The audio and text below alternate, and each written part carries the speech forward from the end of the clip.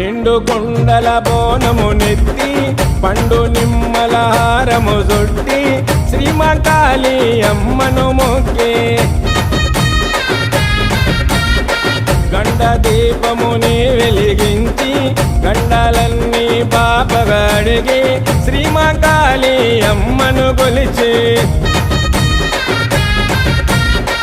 కోలుకొండ వంశము భక్తి